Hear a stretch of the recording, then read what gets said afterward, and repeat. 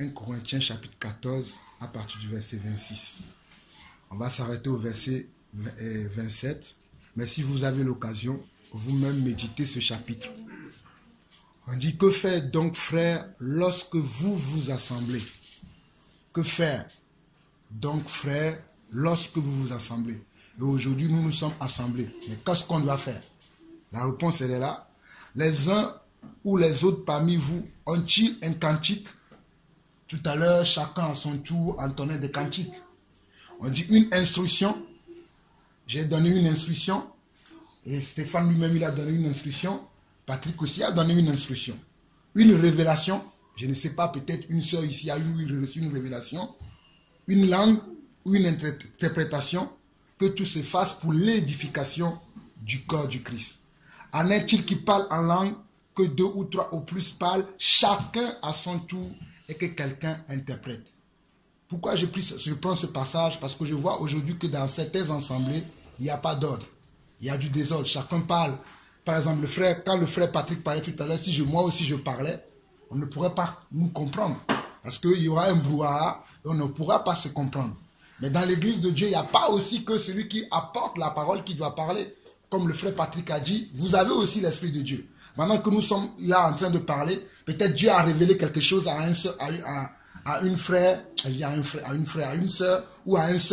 ou à une sœur ici.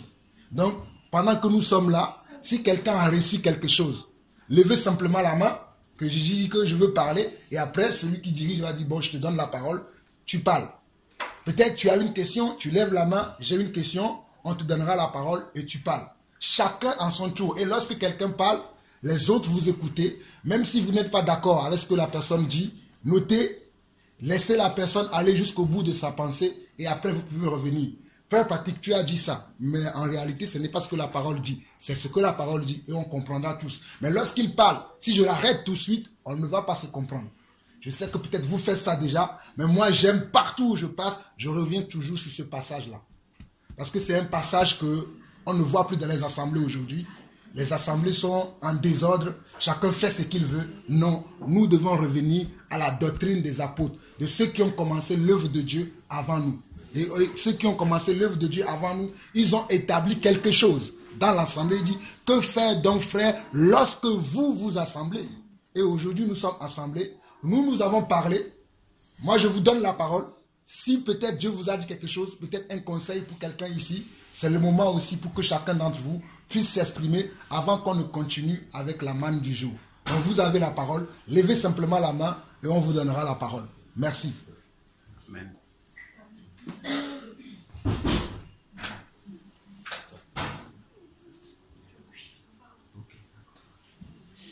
Bon, s'il n'y a pas de gens qui ont reçu quelque chose.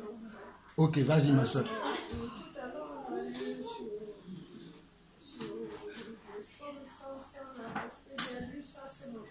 Oui. Et ben, je n'ai pas bien compris là où l'Éternel parlait des joints. Oui. Donc, si on peut revenir sur ça. Ok, on va revenir. Oui. S'il s'agit de l'onction, je ne sais pas.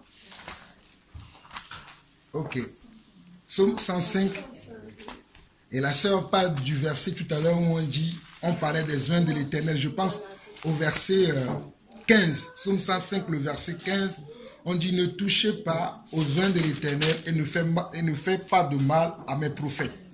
Mais ce passage-là concerne réellement ceux qui ont été appelés pour servir le Seigneur.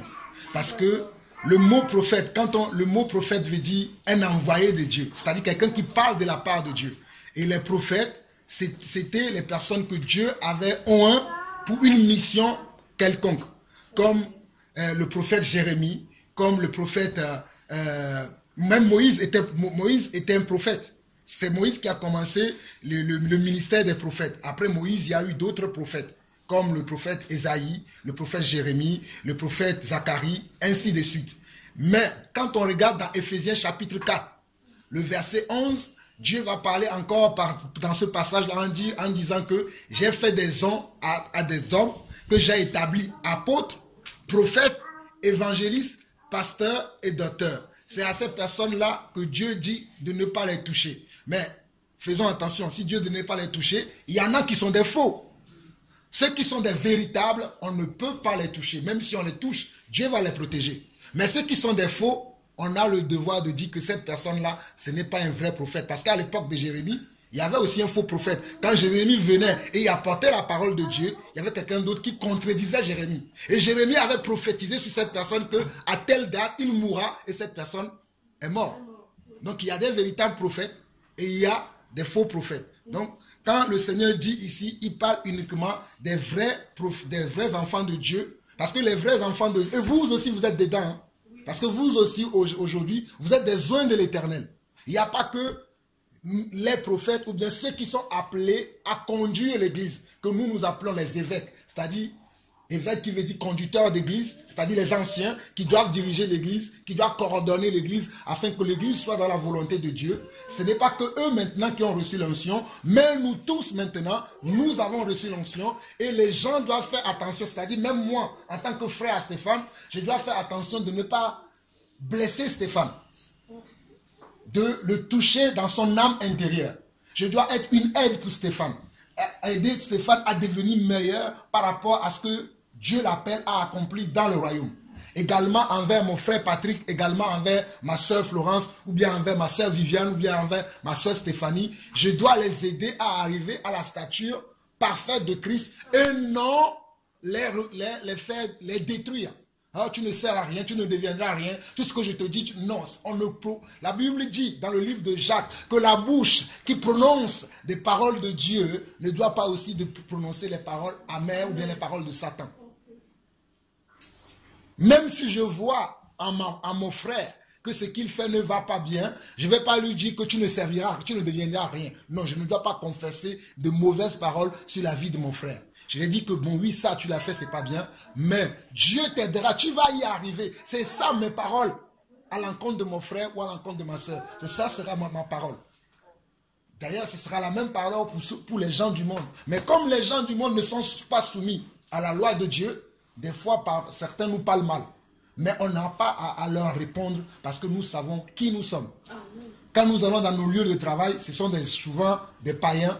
Excusez-moi ce thème-là, quand je dis païens, ce sont les gens qui ne sont pas réconciliés avec Dieu, qui n'ont pas accepté Dieu comme leur Père. Donc eux, ils ne sont pas soumis à cette règle-là. Ils peuvent se permettre de nous regarder de haut, de nous dire certaines paroles blessantes. Mais mes frères, ne les répondez pas. Fermez vos yeux sur ça, parce qu'on a blasphémé contre Jésus. On l'a traité de Beelzéboul. Mais est-ce que Jésus répondait? Parce que Jésus savait qui il était. Donc j'aimerais que vous aussi, vous sachiez qui était, pour vous confirmer que vous aussi, vous êtes des oins de l'Éternel. Lisons 2 passages bibliques, et puis si quelqu'un d'autre a une question, je répondrai encore. 1 Pierre chapitre 3. Avant même d'aller dans 1 Pierre chapitre 3, on peut regarder dans 1 Pierre chapitre 1.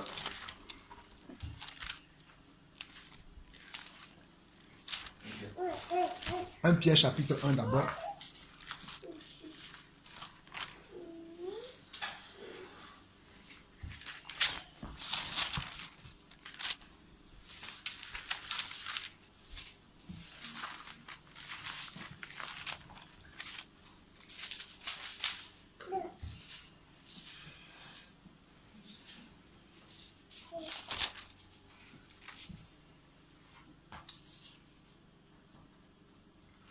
Le verset 3 dit, « Béni soit Dieu le Père de notre Seigneur Jésus-Christ, qui selon sa grande miséricorde nous a régénérés pour une espérance vivante par la résurrection de Jésus-Christ d'entre les morts, pour un héritage qui ne peut ni se corrompre, ni se souiller, ni se flétrir. Il vous a réservé dans les cieux, à vous qui par la puissance de Dieu êtes gardés par la foi pour le salut prêt à être révélé dans les derniers temps. » Donc, l'apôtre Pierre est en train de nous dire que nous, qui avons reçu la grâce de Dieu, la miséricorde de Dieu, nous avons été régénérés. C'est pour ça que tout à l'heure, je me permettais de vous dire que je suis juif. Parce que je ne suis plus le fils du feu Samuel Lawson. Même si je sais pertinemment que sur ma naissance, le nom de mon père, c'est Samuel Lawson. Et le nom de ma mère, c'est Françoise Amouzou. Mais aujourd'hui, j'ai été régénéré. Je ne suis plus enfant de ces personnes, mais je suis devenu enfant de Dieu par cette parole qui est régénérée ici. Et au verset 4, on dit, j'ai un héritage qui me sera donné. Et pour cet héritage qui me sera donné, on me dit que cet héritage-là ne peut pas être corrompu, ne peut pas être souillé, ne peut pas se flétrir. C'est cet héritage-là qui m'est réservé. C'est pour cela que je vous disais tout à l'heure aussi que vous aussi, vous êtes des oints de l'Éternel. Et dans le chapitre 2 maintenant, le chapitre 2, le verset 9, le chapitre 2, le verset 9, le chapitre 2, le verset 9, il dit, vous au contraire, vous êtes une race comment? Élue. Vous au contraire, parce que si vous regardez bien le premier passage de 1 Pierre chapitre 1, il parlait à tous les croyants qui ont cru au Seigneur. Et il dit que nous tous ici, nous sommes maintenant comment? Une race élue, un sacerdoce royal, une nation comment? Sainte, un peuple acquis, afin que vous annonciez les vertus de celui qui vous a appelé des ténèbres à son agréable lumière. Donc vous aussi maintenant, vous êtes les oints et les ointes de l'Éternel. Les oints pour les hommes, les ointes pour les femmes. Vous êtes maintenant un peuple, une race, un sacerdoce pour Dieu. Dieu repose maintenant son sacerdoce pour vous. C'est pour ça que j'étais ému par rapport à l'exhortation que mon frère Patrick a amenée en vous disant que lorsque même vous êtes dans vos lieux de travail, soyez toujours des disciples là-bas. Soyez toujours des chrétiens là-bas. Ne soyons pas des chrétiens et des disciples du dimanche. Qu'au moment où nous partageons la parole. Mais quand on sort d'ici, ben on se comporte comme monsieur tout le monde. Ben non, on n'est pas monsieur tout le monde. On est comme un peuple acquis, un sacerdoce royal, une nation sainte. Afin que nous annoncions quoi? Les vertus de Dieu. Dieu nous a appelés pour que nous annoncions les vertus de Dieu. Quand dans ton lieu de travail, tout le monde est contre le patron, tu ne fais pas comme tout le monde, même s'ils ont raison. Toi, tu dis non, oui, le patron est méchant, mais nous allons prier pour lui. C'est ça qui doit être ton attitude. Tu ne vas pas dire, oui, bon, il est comme ça, bon, oui, tout le monde murmure contre le patron. Toi aussi, tu murmures contre le patron. Non. Mais dans la suite, si vous lisez ce chapitre-là à la fin, on vous dit comment on doit se conduire, même dans le monde. Parce que si vous arrivez vers le verset 16, on nous dit que étant libre, sans faire de la liberté un voile qui couvre la méchanceté, mais agissant comme les serviteurs de Dieu. Honorez tout le monde, aimez les frères, craignez Dieu, honorez le roi. Serviteurs, soyez soumis toujours à vos comment? À vos maîtres. Non seulement à ceux qui sont bons et doux, mais aussi à ceux qui sont d'un caractère difficile. Moi, dans mon travail, j'ai même des collègues de travail qui sont difficiles, de caractère difficile. Moi, quand j'arrive au travail, j'aime faire bien le travail. Comme j'aime bien servir Dieu, dans mon travail aussi, j'aime bien faire le travail. Et ça dérange certains collègues. Parce que quand le patron vient, il dit, ah, Jean-Paul, tu as déjà fini, on me donne encore quelque chose d'autre à faire. Il y a des gens qui me disent, mais fais doucement. Mais non, moi, je ne suis pas là pour doucement. Je suis payé pour faire quelque chose. Non, ce pourquoi je suis payé, je le fais bien. Si ça te dérange, c'est ton problème. Bon. Il dit, on nous dit, bon, je vous laisserai vous-même lire ça parce que si je veux continuer, je vais oublier le thème que Dieu a mis dans mon cœur parce que je me connais, je vais me centraliser sur ça, mais il faut vraiment qu'on parle de ce thème-là parce que j'ai fortifié les frères hier, je leur ai dit qu'aujourd'hui, nous parlerons de ce thème. Nous parlerons de ce thème aujourd'hui. Donc, j'aimerais vraiment que vous compreniez ça. Et regardons encore quelque chose dans Apocalypse. Apocalypse chapitre 1, le frère Patrick en a parlé tout à l'heure. Apocalypse chapitre 1. Apocalypse chapitre 1.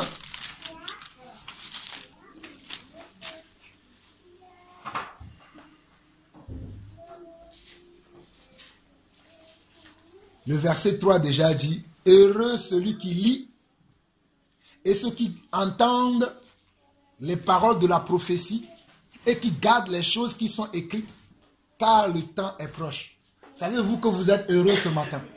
Parce que vous entendez la prophétie ce matin. La Bible vous appelle les heureux.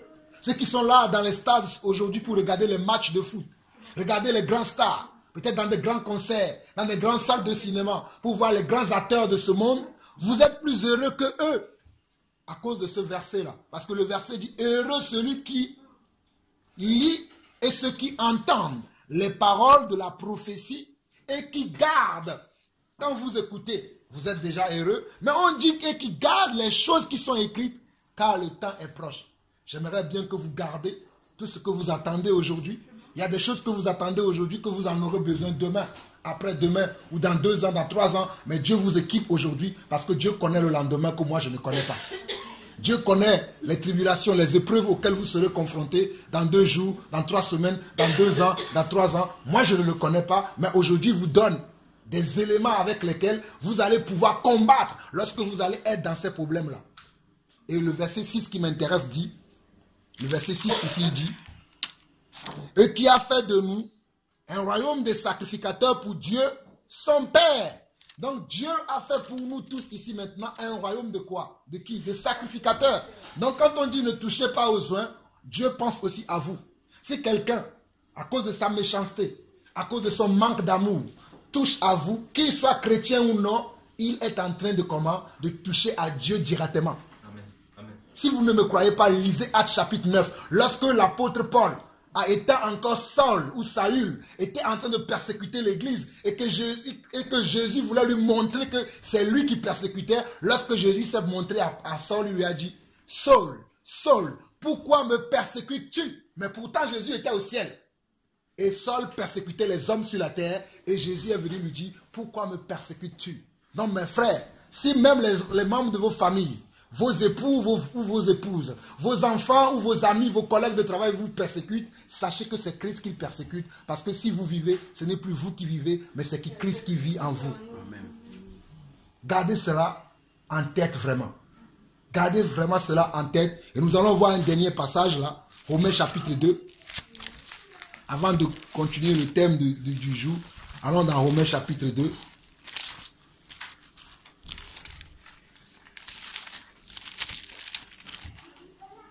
Romains chapitre 2. Le verset 29. Romains chapitre 2, le verset 29 qui dit, « Mais le juif, c'est celui qui l'est intérieurement, et la circoncision, c'est celle du cœur selon l'esprit et non selon la lettre. La louange de ce juif ne vient pas des hommes, mais de Dieu. » Nous qui disons aujourd'hui que nous sommes juifs, ce n'est pas les juifs d'Israël. Eux, ils le sont comment? Selon la chair. Mais nous, nous le sommes comment? Selon la circoncision du cœur. Parce que Christ est venu dans nos cœurs. Il a transformé nos cœurs. Nous qui étions des pécheurs autrefois, nous qui étions des gens de mauvaise vie autrefois, nous avons accepté volontairement avec notre cœur le Seigneur. Et nous devenons maintenant le vrai juif pour Dieu. Donc quand Dieu regarde sur la face de la terre aujourd'hui, les vrais juifs pour lui, ce sont ceux qui ont circoncisé leur cœur. À refuser quoi? Tout ce qui est mal. À refuser quoi? Tout ce qui n'est pas bon devant Dieu. Tout ce qui n'est pas selon sa parole. Tout ce qui n'est pas selon sa volonté. Tout ce qui n'est pas selon son cœur. Et c'est ces juifs-là que vous êtes aujourd'hui. Donc, bienheureux frères et sœurs, bienvenue au royaume du Seigneur. Amen. Je vous souhaite la bienvenue au royaume du Seigneur, les princes et les princesses, les juifs et les juives. Vous êtes des juifs aujourd'hui. Si vous dites à quelqu'un je suis juif et qu'il dit ben, regarde, ben, lui il vient du Cameroun, il me dit qu'il est juif. Lui il vient de la France, il me dit qu'il est juif. Ne cherchez pas à lui faire comprendre. Souvenez-vous de cette parole-là que Dieu a circoncisé vos cœurs pour vous faire de vous maintenant des fils et des filles d'Abraham. Soyez bénis. Amen. Amen. Amen. Amen. Donc nous allons continuer. Nous allons continuer aujourd'hui avec Jean chapitre 13. Mais avant de lire Jean chapitre 13, on va lire quelque chose dans Romains chapitre 1. Romains chapitre 1. Moi, je suis venu pour aider le frère Stéphane. Je suis venu pour aider l'église de Lyon à avancer dans la volonté de Dieu, comme les apôtres le faisaient à leur époque. Moi aussi, Dieu m'a mandaté pour venir ici, pour vous apporter des choses qui vont vous aider à vous améliorer dans vos communions mutuelles, dans vos rapports mutuels et dans votre communion avec l'Esprit de Dieu. Donc quand nous regardons dans l'évangile selon les épîtres envoyées aux Romains qui a été écrit par notre frère Paul, que j'aime beaucoup, priez pour moi que je puisse avoir la grâce de Paul, de marcher comme Paul, parce que Paul a dit imitez-moi, parce que moi aussi j'imite Christ. Souvenez-vous de moi dans vos prières. Amen. Amen. Donc dans le chapitre 1 de Romains, Paul va dire ceci. Paul, serviteur, nous sommes au premier verset de Romains chapitre 1. Il dit, Paul, serviteur de Jésus-Christ, appelé à être apôtre, mis à part pour annoncer l'évangile de Dieu. Donc lorsque Dieu appelle quelqu'un, il le met à part pour un travail. Et pour Paul, c'est pour l'évangile de Dieu. Évangile qui avait été promis auparavant de la part de Dieu par ses prophètes dans les Saintes Écritures. Il concerne son fils, né de la postérité de David selon la chair, déclaré fils de Dieu avec puissance selon l'esprit de sainteté, par sa résurrection d'entre les morts, Jésus-Christ notre Seigneur. Par lui, nous avons reçu la grâce et l'apostolat pour amener à son nom, à l'obéissance de la foi, tous les païens.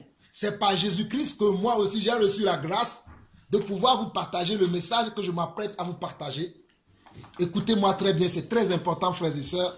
Et le verset 6 dit, parmi lesquels vous êtes aussi vous qui avez appelé par Jésus-Christ à tous ceux qui à Rome sont bien-aimés de Dieu, appelés saints. Voici encore un autre passage qui nous prouve que nous sommes aussi des oins de l'Éternel. En réalité, un enfant de Dieu, c'est lui qu'on appelle saint. Ce n'est pas ce que l'Église catholique nous a enseigné en appelant les gens qui meurent et après eux, il les canonise et on les appelle Saint-Pierre, Saint-Paul, Saint-Soula. C'est faux. C'est vous qui êtes des saints. C'est vous qui êtes des saints. Vous le voyez aujourd'hui. Quelqu'un qui passe du monde au royaume de Dieu, il devient un saint. Donc il le dit ici. Il dit à tous ceux qui à Rome sont bien-aimés de Dieu, appelés saints par vocation, que la grâce et la paix vous soient données de la part de Dieu notre Père et du Seigneur Jésus-Christ. Je rends d'abord grâce à mon Dieu par Jésus-Christ au sujet de vous tous, de ce que votre foi est renommée dans le monde entier. Là, prochainement, partout où j'irai, je parlerai des lions. Je vous assure. Partout où j'irai maintenant, je parlerai des lions parce que je vous l'ai dit tout à l'heure que ce que j'ai vu ici, ça fait des années que je sers le Seigneur, mais je ne l'ai jamais vu. Je suis déjà venu à Lyon chez la sœur Florence. On a eu un moment de partage ici. Mais l'ambiance qu'il y avait il y a de cela 5 ans et l'ambiance qu'il y a aujourd'hui est totalement différente et je suis totalement dans la joie. C'était une ambiance différente. Et l'ambiance qu'il y a aujourd'hui, waouh, c'est sublime, c'est beau, c'est formidable. J'ai même envie d'habiter ici à Lyon. À cause de l'amour qu'il y a au milieu de vous.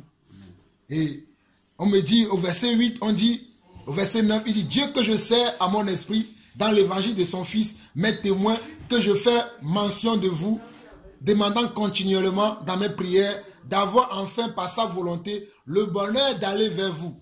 Car je désire vous voir pour vous communiquer quelques dons spirituels afin que vous soyez affermis. Au fait, ma visite ici, ou bien notre visite ici, le frère Patrick et moi, c'est pour que vous soyez affermis. C'est pour que nous puissions vous communiquer quelques dons, en plus des dons que le frère Stéphane vous communique déjà depuis quelque temps. Mais nous venons pour ajouter encore un plus à ce don-là que lui vous communique déjà. Nous venons pour apporter encore un plus afin que vous soyez affermis selon la volonté de Dieu. Pour ne pas être occupé à beaucoup de choses, mais que vous soyez concentrés par rapport à ce que vous faites. C'est une pierre à l'édifice. Amen. Amen. Et il dit au verset 10, ou plutôt afin que nous soyons encouragés ensemble au milieu de vous par la foi qui nous est commune à vous et à moi. Et comme je vous ai vu, je suis encouragé. Vous-même, vous avez vu tout à l'heure, j'avais les larmes aux yeux parce que je suis tellement encouragé par rapport à l'amour qui existe au milieu de vous. Ce que nous sentons, nous ressentons, et ça c'est la chair.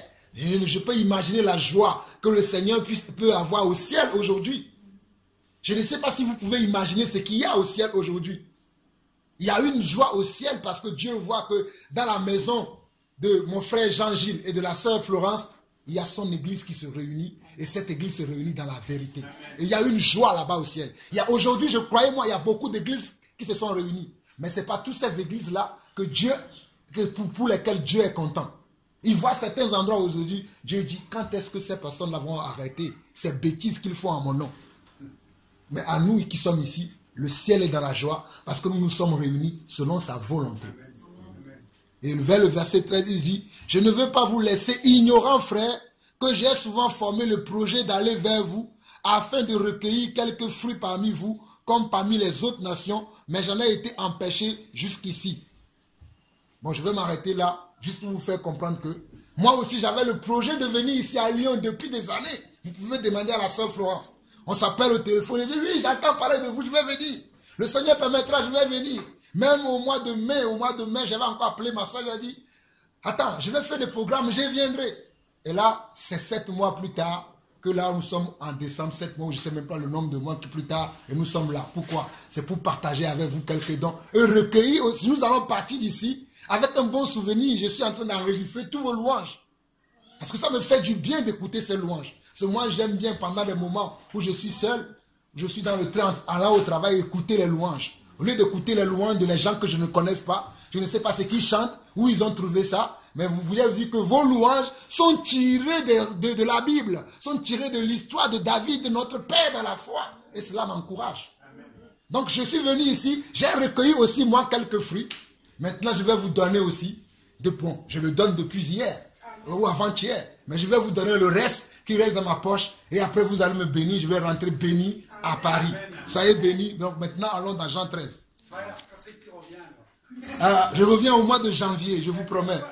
Je vous ai dit ça hier que je reviens au mois de janvier, mais je n'ai pas encore décidé la date.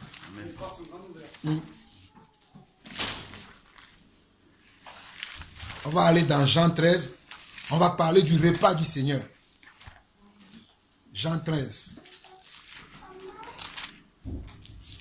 Il y a 2 passages qu'on va lire aujourd'hui. Jean 13 et 1 Corinthiens chapitre 11. Vous pouvez le noter déjà. On va lire Jean 13, 1 Corinthiens chapitre 11. Pardon, tu fais allusion au repas de la Sainte Seine. Tout à fait. Tout à fait. On peut lire Jean 13, Jean 13, on va regarder Romains chapitre, Jean 13 et 1 Corinthiens chapitre 11 et après 1 Timothée chapitre 5.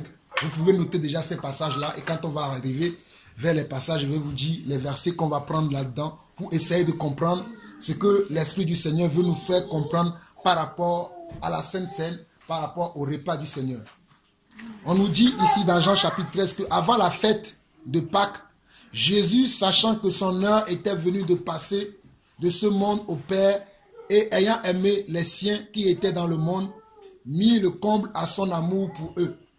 Pendant le souper, alors que le diable avait déjà mis dans le cœur de Judas Iscariote, fils de Simon, le dessein de le livrer, Jésus savait que le Père avait remis toutes choses entre ses mains, qu'il était venu de Dieu et qu'il s'en allait à Dieu. Se leva de table, ôta ses vêtements et prit un linge dont il se ceignit. Ensuite, il versa de l'eau dans un bassin. Il se mit à laver les pieds des disciples et les essuyer avec le linge dont il était saint.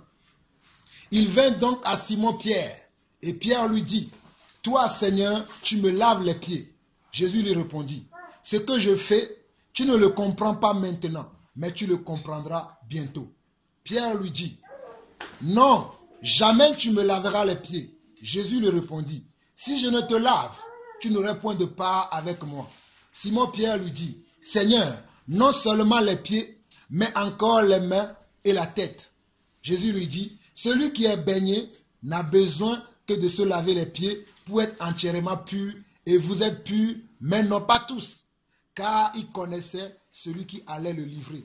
C'est pourquoi il dit, « Vous n'êtes pas tous purs. » Après qu'il leur eut lavé les pieds et qu'il lui prit ses vêtements, il se remit à table et leur dit, « Comprenez-vous ce que je vous ai fait? Vous m'appelez maître et Seigneur, et vous dites bien, car je le suis. Si donc je vous ai lavé les pieds, moi le Seigneur et le maître, vous devez aussi vous laver les pieds les uns les autres. Car je vous ai donné un exemple afin que vous fassiez comme je vous ai fait. » Je vais m'arrêter un peu ici. Parce que hier, on a eu le repas du Seigneur. Et je disais au frère Stéphane que lorsqu'il y a le repas du Seigneur, on doit aussi se laver les pieds conformément à ce que Jésus a dit aux disciples. Dans beaucoup d'assemblées aujourd'hui, les gens viennent avec leurs belles chaussures, ils viennent avec leurs belles manteaux, leurs belles robes. Donc, on a enlevé cela dans le repas du Seigneur. Et moi, je disais à mon frère que depuis quelques années, Dieu a mis dans mon cœur de comprendre ce qui se fait dans la parole et de le faire exactement ou de ne pas le faire. Donc, j'ai appris avec le Seigneur que lorsque le Seigneur demande quelque chose, il sait pourquoi. Si vous voyez bien le verset 6, Pierre dit au Seigneur, « tu ne me laveras pas les pieds. Regardez le verset 7. Jésus lui répondit, ce que je fais, tu ne le comprends pas maintenant, mais tu le comprendras bientôt. Il y a beaucoup de choses dans la parole de Dieu que nous ne comprenons pas. Mais nous le comprendrons plus tard. Parce que sur le moment présent, nous ne comprenons pas ces choses-là. Parce que Jésus, lui, comme il est Dieu, il sait pourquoi il fait ces choses. Il sait pourquoi il nous a donné comment ces choses. C'est pour notre bien. C'est pour que nous soyons dans la volonté de Dieu. Je me rappelle l'année où Dieu m'avait fait comprendre ces choses. Et quand on a commencé à pratiquer ces choses-là, il y avait une sœur à l'époque. La première fois où on a fait ça, j'étais avec mon épouse. Et avec 3 sœurs à la maison, et je leur ai parlé de cet enseignement que Dieu a changé cela en moi. Je ne pratiquerai plus la Sainte Seine sans le lavement des pieds. Il y avait une sœur qui n'a pas voulu le faire au milieu de nous. Il a dit non, moi je ne crois pas à ça, ça peut être de la sorcellerie, comment on doit se laver les pieds, je ne veux pas. Mais de fil en aiguille, elle a accepté, on lui a lavé les pieds, mais plus tard, cette sœur-là, elle a commencé à parler mal de nous plus tard. Et le Seigneur m'avait dit, c'est pour ça qu'elle ne voulait pas qu'on lui lave les pieds, parce qu'elle n'était pas pure. Elle ne veut pas rentrer dans les choses de Dieu. Mais je ferme cette petite parenthèse, je donne toujours des exemples par rapport à des choses que j'ai vécues volontairement et que j'ai vécues avec les frères et sœurs dans la parole. Maintenant, si je reviens au verset 13 jusqu'au verset 15, que j'ai dit, je vais m'arrêter. Jésus dit, vous m'appelez Maître et Seigneur, et vous dites bien, car je le suis. Si donc, je vous ai lavé les pieds, moi le Seigneur et le Maître, vous devez, c'est quoi? C'est un ordre. Vous devez un devoir. C'est un ordre que le Seigneur donne à l'église, que lorsque nous sommes là pour prendre le repas du Seigneur, nous devons aussi nous laver les pieds. Parce que c'est le commandement que le Seigneur a donné. C'est pour ça qu'il a dit, si donc je vous ai lavé les pieds, moi le Seigneur et le Maître, vous devez aussi vous laver les pieds les uns aux autres. Comment on le fait dans la pratique? Vous voyez là, nous sommes dans la maison. Si on devait prendre le repas du Seigneur aujourd'hui, Patrick est là-bas. Si je commence, ou bien si c'est lui qui commence, Patrick lavera le pied de la sœur qui est là. La sœur qui est là va laver le pied de la sœur qui est ici. Ainsi de suite, on va faire le tour et nous, ensemble, nous sommes lavés les pieds. Et après, nous allons prendre le repas du Seigneur et on aura respecté la parole de Dieu. Mais sauf qu'aujourd'hui, dans les assemblées, les gens sont pressés. Déjà, la coupe, c'est une seule coupe que le Seigneur a fait passer. Non, on prend maintenant des petites coupes. On coupe des miettes de pain et on fait passer parce que nous, on est pressés. Mes frères, nous ne faisons plus les choses comme ça. On n'est pas pressés. On prend un seul pain comme le Seigneur. On le fait passer. On prend une seule coupe. Même s'il y a quelqu'un au milieu de nous qui a une maladie qu'on peut s'attraper, dans la maison de Dieu, il n'y a pas des infections. Il n'y a pas de batteries. Nous, on croit que Dieu, ce qu'il dit dans sa parole, il peut le faire. Donc, on partage le même pain, la même coupe, même si la personne n'a plus de dents. Nous, on ne regarde pas à ces choses-là, on obéit à la parole de Dieu. Je continue. Au verset 15, il dit, car je vous ai donné un exemple, afin que vous fassiez comme je vous ai fait. Afin que vous fassiez, c'est une conjugaison. Je vous ai fait ça, vous devez faire. Mais je ne sais pas si parmi vous, on vous a lavé déjà une fois le pied. Jamais. Pourtant, les hommes de Dieu lisent ça. Mais moi, j'ai un souvenir que lorsque j'étais dans l'église catholique, à la fête de Pâques, le prêtre et les enfants de chœur, lorsqu'ils sont sur l'estrade, ils se lavent les pieds en eux et ils oublient le peuple. J'ai dit, voici les gens qui veulent faire les choses, mais ils le font à moitié. Et je me rappelle que le jour où Dieu m'avait enseigné cela, depuis des années après, quand j'ai eu l'école, je suis sorti de l'école pastorale, j'ai commencé à servir Dieu. Mais dans l'église où je servais Dieu, on faisait pareil comme je vous disais là. On a des plateaux parce que c'est une église qui a plus de 10 000 membres. Je ne sais pas si vous connaissez l'église Charisma. C'est dans cette église où j'ai été formé. C'est dans cette église où j'ai été missionnaire. Et j'ai commencé à visiter les villes de France. Et moi aussi, je faisais comme ça. Jusqu'à un jour où je méditais la parole, je suis tombé sur ces versets. Et j'ai commencé par pleurer. J'ai dit, Seigneur, comment se fait-il qu'on ne fait pas ces choses? Et il m'a fait le souvenir, il m'a dit, regarde, quand tu étais dans l'église catholique, tu vois les prêtres, eux-mêmes, ils le font, même en eux, mais ils oublient le peuple. Et le Seigneur m'a dit, tu vas enseigner ces choses et vous allez revenir à la parole de Dieu et vous allez commencer à les faire. Et comme je vous ai dit, certains croient à cela, certains ne croient pas à cela. Et la même chose que je vous dis aussi, que vous le croyez ou pas, moi Dieu m'a donné un ordre. Enseigne les choses qui sont de ma volonté. Que vous le croyez ou vous ne le croyez pas, c'est votre problème. Moi, je vous aurais dit ce que Dieu veut que je vous dise. Comme je vous ai dit, pour vous donner quelques dons, pour que vous soyez affermis, que vous ajoutez déjà à ce que vous êtes en train de faire. Et si vous remarquez bien, hier, je n'ai pas refusé la Sainte Seine, on l'a fait, mais je vous ai dit qu'aujourd'hui, je vais vous parler de la Sainte Seine selon les seigneurs. C'est pour ça que je me permets de vous parler de ces choses. Et on continue vers le verset 16, il dit, en vérité, je le dis, le serviteur n'est pas plus grand que son Seigneur, ni l'apôtre plus grand que celui qui l'a envoyé. Si vous savez ces choses, vous êtes heureux, pourvu que vous les faites comment? Que vous les pratiquiez. On dit, nous sommes heureux si nous connaissons. Oui, on connaît. Mais, est-ce que nous pratiquons? Nous ne pratiquons pas. Nous sommes là à faire comme tout le monde. Nous sommes là à parler comme tout le monde, alors qu'il y a une directive, une direction que le Seigneur a donnée. Vous savez, dans une entreprise, le chef d'entreprise, il donne la direction de l'entreprise. Il dit, toi tu es mon adjoint, toi tu es le secrétaire, toi tu es aux ressources humaines, voici comment je veux que mon entreprise fonctionne. Tu ne vas pas faire selon comme toi tu veux. Que si tu fais comme toi tu veux, je ne pense pas que tu vas rester dans cette entreprise longtemps. On te met à la porte. Mais pourquoi dans le royaume de Dieu, nous ne faisons pas les choses comme Dieu veut. Nous faisons toujours à notre manière. Parce que des fois, un jour, je partageais avec un frère. Le frère même qui m'a amené ici à Lyon pour la première fois. Il m'a dit non, ce que Jésus veut dire ici, c'est la soumission. Il dit, mais mon frère, j'ai été à l'école comme toi. Ce que je lis là, ce n'est pas de la soumission. Parce qu'on dit, si je vous ai fait ça, vous devez aussi les faire entre vous. Il dit non, Jésus veut leur expliquer l'humilité. Il dit oui, il y a l'humilité dans l'acte. Mais il faut aussi pratiquer cette humilité-là. C'est pour ça qu'il a dit au verset 17, si vous connaissez ces choses, vous êtes heureux, mais pourvu que vous les pratiquiez. Donc frère, j'aimerais vous dire aujourd'hui que tout ce que vous avez fait hier, vous le faisiez parce que c'est comme ça qu'on vous l'a aussi donné.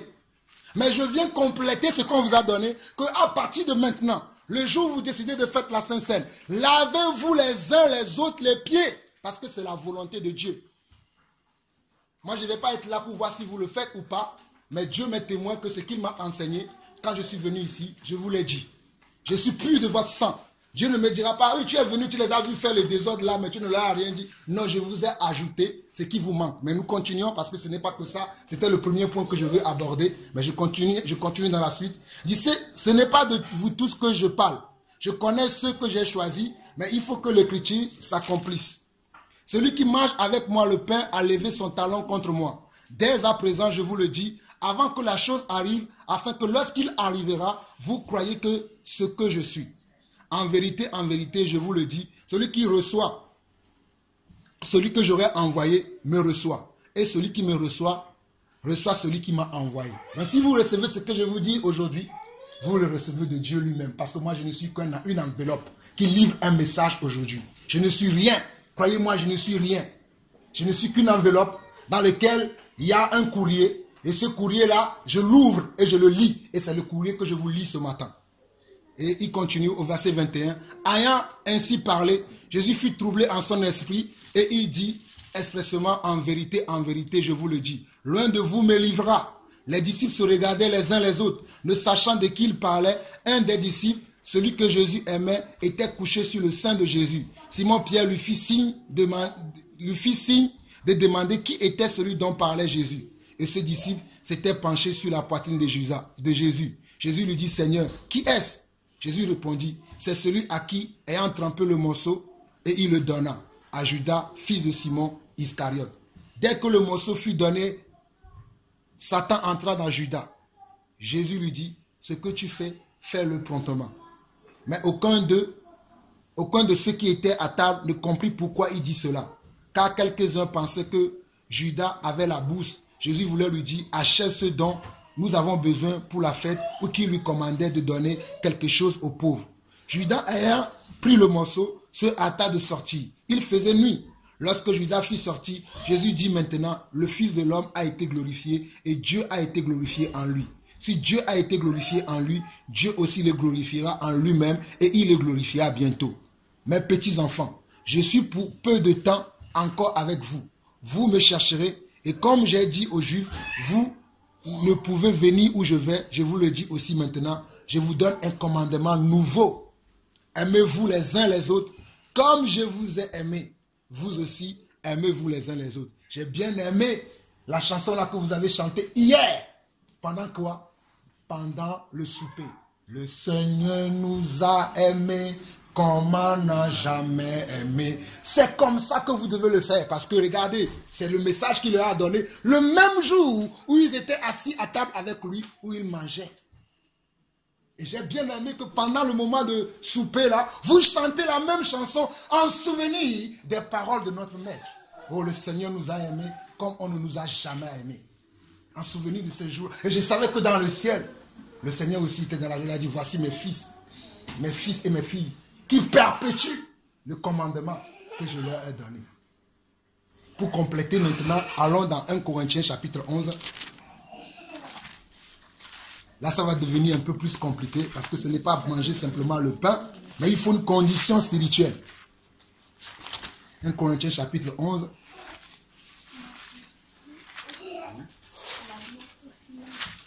Oui, bientôt. On peut lire à partir du verset 17. 17 et on va finir au verset 31, ici dans ce passage-là.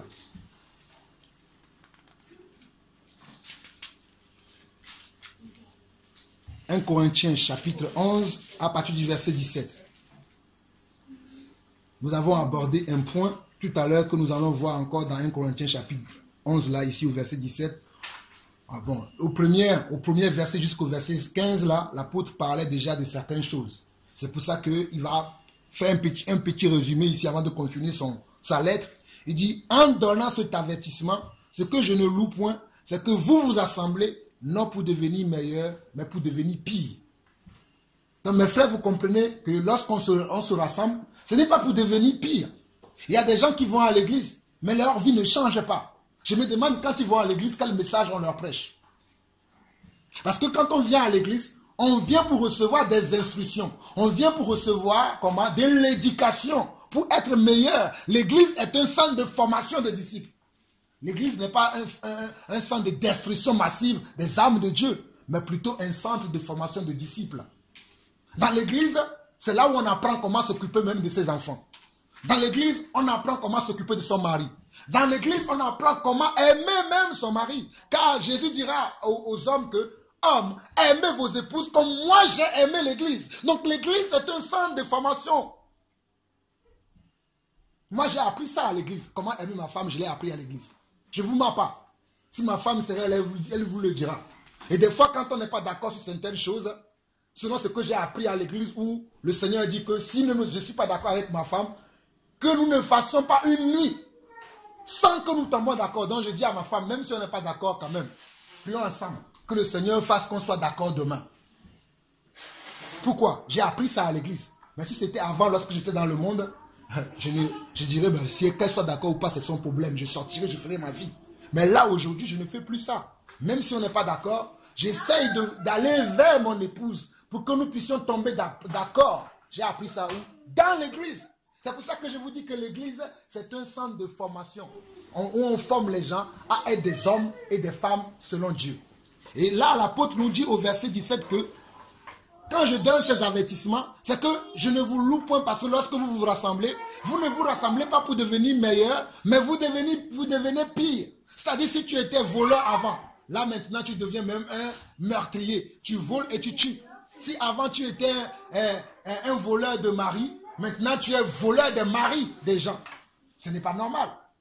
C'est pour ça que l'apôtre dit que je ne vous... Parce que vous devenez pire. Donc mes frères et sœurs, nous venons à l'église pour devenir meilleurs. Mettez en pratique ce que vous entendez, ce que vous recevez du Seigneur, vous-même personnellement quand vous méditez la parole chez vous à la maison.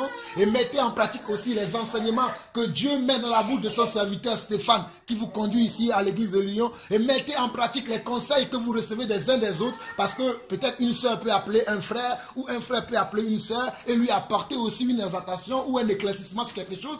Mettez ça en pratique. Ne l'écoutez pas, ça va vous dire, frère, j'ai entendu, mais demain tu fais toujours la même chose. Ça, ce n'est pas l'église de Dieu. C'est pour ça qu'on n'avance pas.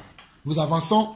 Et d'abord, j'apprends que lorsque vous vous réunissez en assemblée, il y a parmi vous des divisions, et je le crois en partie. Car il faut qu'il y ait aussi des sectes parmi vous, afin que ceux qui sont approuvés soient reconnus. Regardez ce que l'apôtre dit ici, c'est important. Il faut aujourd'hui que dans l'église de Dieu, qu'on voit ceux qui sont vraiment de Dieu, et ceux qui ne sont pas de Dieu. Vous allez voir, moi, quand je ne connaissais pas. Je connaissais le frère Stéphane je vais dire, virtuellement. On a parlé au téléphone, on s'est connecté sur Skype, on a parlé. Mais je ne l'ai pas vu physiquement. Mais quand je suis arrivé à Lyon vendredi, je l'ai vu. J'aime faire quelque chose lorsque je rencontre un frère. J'aime prier pour demander, Seigneur. Oui, c'est vrai, le frère il dit qu'il est frère, mais est-ce qu'il est vraiment ton fils? Le Seigneur m'a dit que tu verras toi-même s'il est mon enfant ou pas. Et pendant quelques instants, selon les comportements que je voyais chez lui et son épouse, Dieu m'a donné la confirmation. Là, tu es déchet des frères, sens-toi à l'aise.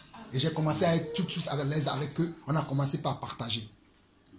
C'est pour ça que le Seigneur dit que car il faut qu'il y ait aussi des sectes parmi vous. Donc quand vous arrivez à un endroit, regardez s'il n'y a pas de clans. Parce que dans l'église aujourd'hui, il y a les livrés et il y a du blé. Aujourd'hui, vous êtes là comme ça. Croyez-moi, les livrés viendront. Il n'y a pas d'église dans le monde aujourd'hui où les livrés ne viennent pas. Ils viennent toujours parce qu'ils veulent casser. Mais vous devez être fort. Comme ça, lorsque les livrés vont se lever au milieu de vous, vous allez les mettre là-bas dans le feu là-bas. Je vous dirai, ici là, il n'y a que des blés. Si vous ne voulez pas du blé, on vous met dans le feu. C'est une recommandation du Seigneur. Il dit que là où on s'assemble, il faut qu'il y ait de l'ordre, il faut qu'il y ait de l'amour, il faut qu'il y ait de la paix, la joie, le partage dans l'amour. Sans prise de parti. Oh non, moi j'aime pas la sœur Florence parce qu'elle prie trop, elle chante trop. Non, c'est la grâce que Dieu lui a donnée. Oh non, moi j'aime pas le frère Stéphane, il insiste trop sur le péché, le péché, le péché. Non, moi je veux maintenant qu'on me parle de l'amour de Dieu. Ben si Dieu veut qu'il parle du péché, laisse-le parler du péché. Non, il parle trop de l'amour de Dieu. Mais quand est-ce qu'il nous parlera aussi que les révélations de Dieu? Mais si Dieu veut le conduire par l'amour de Dieu, qu'est-ce que tu en sais? C'est Dieu qui parle par sa bouche. Donc c'est pour ça que nous devons faire attention par rapport aux attitudes et aux comportements que nous avons lorsque nous nous réunissons. Parce que regardez, l'apôtre dit, pourtant à l'église de Corinthe, ils avaient tous les dons. Quand je lis la Bible, c'est dans l'église dans laquelle tous les dons qui sont cités dans la Bible existaient, c'est l'église de Corinthe. Où les gens pouvaient prier pour les malades peuvent se lever. Ils pouvaient prier pour un mort, le mort peut se ressusciter. C'était dans cette église-là. Mais dans cette église-là, il y avait encore des gens qui ne marchaient pas conformément selon la volonté de Dieu.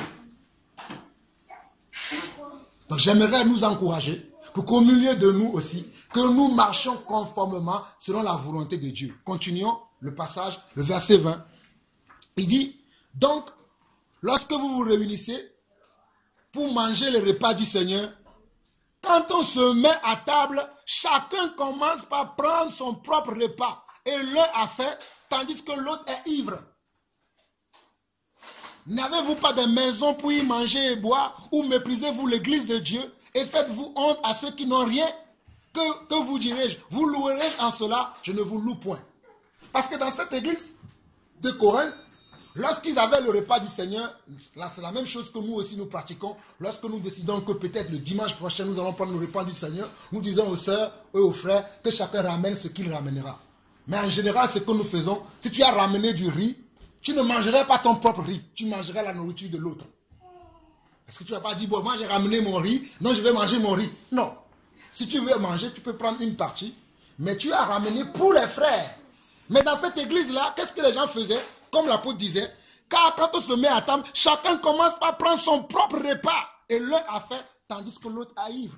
Pourquoi? Parce qu'ils sont orgueilleux. Ils ne pensaient qu'à eux. Quand ils amenaient le repas, ils n'ont pas fait comme le Seigneur qui a donné le pain à tout le monde. Sa nourriture à lui, il a donné à tout le monde. Donc quand nous faisons le repas du Seigneur, ne pensons pas que comme j'ai amené mon pondou, comme j'ai amené mon riz, comme j'ai amené mes pâtes, comme j'ai amené mes alocos, je vais les manger moi-même. Non, tu as ramené pour l'église. Laisse ça à la disposition de l'église pour que tous les frères et sœurs en profitent. Chacun ne doit pas prendre son propre repas. Et comme il dit certains même sont ivres. Ils n'ont même pas encore entendu le repas du Seigneur. Ils sont ivres déjà du vin. Non, vous pouvez boire, hein? On ne dit pas que c'est interdit de boire, mais vous buvez comment? Légèrement, pour que vous soyez encore dans la présence de Dieu. Parce que vous avez, comme il dit dans la suite, verset 22, n'avez-vous pas des maisons pour manger et pour boire? Là, vous êtes venus dans le culte, dans la présence du Seigneur. Vous devez vous comporter comme le Seigneur veut que vous vous comportiez. Donc vous ne devez pas être là comme si chez vous à la maison vous ne mangiez pas, mais là vous êtes devant le Seigneur pour prendre son repas. C'est là où on dit non, moi je veux, donne-moi encore 3 viandes. D'ailleurs c'est moi qui ai ramené ça. Pourquoi tu prends ça pour toi? Non, j'ai vu ça dans la maison de Dieu. Mes frères, je vous parle du vécu. J'ai vu ça dans la maison de Dieu. On veut prendre le repas du Seigneur. Non, non, non, moi j'ai ramené ça. Pourquoi tu prends? Pourquoi tu prends? Non, j'ai ramené. Non. Tu as ramené pour l'église ou tu as ramené pour toi? Et c'est la même chose que l'apôtre reprochait à l'église de Corinthe. Celui qui a ramené le paquet de chips, il met le paquet de chips à côté de lui. Pendant qu'on dit, on commence le repas, il met la main dans le paquet de chips, il mange. Il finit le paquet de chips tout seul. Il n'a pas laissé ça pour tous les frères. Pourtant, le paquet de chips, ça coûte combien? 1 euro. Tu peux acheter toi-même chez toi, tu manges. Mais le jour là, tu as ramené pour que vous, ensemble, dans l'église, vous festoyez. Parce que c'est un festin. Mais on vient encore, on ramène. Ah non, c'est moi qui ai ramené. Ne touche pas ma soeur. Tu as ramené ton repas, non? Pourquoi tu touches mon repas? Il ne faut pas qu'il y ait ce genre d'attitude au milieu de nous. C'est pour ça que lorsque vous faites le repas du Seigneur, servez les frères. Faites la bonne nourriture que vous n'avez jamais fait. Vous savez, quand on est amoureux, moi quand j'étais amoureux de ma femme, quand j'allais dans les maroquineries, je lui achetais les parfums que moi-même je n'achetais pas. Parce que je veux comment? Je veux qu'elle soit à l'aise avec moi. Vous aussi, quand vous venez pour le repas du Seigneur, le repas où le jour là, c'est le jour là, le Seigneur lui-même sera là avec vous. Ce n'est pas que les jours avant, il n'est pas là. Mais c'est un jour spécial parce qu'il sait que vous allez mettre en application les recommandations qu'il vous a laissées. Faites-le avec de bon cœur. Et non avec des rivalités. Moi, je ne veux pas être avec celui-là. Bon, comme je suis venu avec Patrick, bon, Patrick, il va manger qu'avec moi. Non, je suis venu avec Patrick, Patrick, il est libre. S'il veut aller manger avec le frère Jean-Gilles, il est libre. Il n'a pas dit Patrick, non, va pas là-bas, viens. Non, arrêtons ce genre de choses et comportons-nous comme les enfants de Dieu. Et quand nous venons pour le repas du Seigneur, venons avec un cœur dans lequel il n'y a pas d'amertume, il n'y a pas de chagrin, il n'y a pas de tristesse, il n'y a pas de manque de pardon, comme le frère Patrick disait tout à l'heure. Si nous avons quelque chose, parce que quand on prend le repas du Seigneur, il faut avoir une attitude comment? Une attitude de quelqu'un qui a un cœur sincère, un cœur pur, un cœur dans lequel il n'est pas rempli de rapines. Parce que lorsque tu vas prendre le repas du Seigneur, si dans ton cœur, tu avais de l'amertume, tu avais de la tristesse, tu avais quelque chose comme un frère, et tu manges le repas du Seigneur, tu es en train de manger un jugement contre toi. Vous allez le voir dans la suite du verset que certains sont devenus malades, certains sont devenus infimes, certains sont morts parce qu'ils ont mangé injustement le repas du Seigneur. Ce n'est pas ce qu'on voit à l'église catholique tous les dimanches où on est là. Et Dominus Bobiscou, Amen. On te met une communion dans la bouche, tu pars. Non, non, ce n'est pas ça le repas du Seigneur. Le vrai repas du Seigneur, c'est ça. C'est pour ça que dans cette église-là, il n'y a rien. Mais le vrai repas du Seigneur, si tu le prends sans être pur, dans la conformité du Seigneur, tu peux en mourir. Et vous allez le voir dans la suite. Lisons vous-même. Nous lisons nous-mêmes, vous allez le voir. Et au verset 23, il dit, car j'ai reçu du Seigneur ce que je vous ai enseigné. L'apôtre précise bien qu'il ne le dit pas de lui-même. Ce qu'il dit, il a reçu comment? Du Seigneur. Il ne l'invente pas. Il dit, car j'ai reçu du Seigneur ce que je vous ai enseigné, ce que le Seigneur Jésus, dans la nuit, il fut livré, prit du pain, et après avoir rendu grâce, le rompit et dit, ceci est mon corps qui est rompu pour vous. Faites ceci en mémoire de moi. De même, après avoir soupé, il prit la coupe et dit, cette coupe est la nouvelle alliance en mon sang. Faites ceci en mémoire de moi. Toutes les fois que vous en boirez, car toutes les fois que vous mangerez ce pain et que vous buvez cette coupe, vous annoncez la mort du Seigneur jusqu'à ce qu'il vienne. C'est pourquoi celui qui mangera le pain ou qui boira la coupe du Seigneur indignement sera coupable envers le corps et le sang du Seigneur.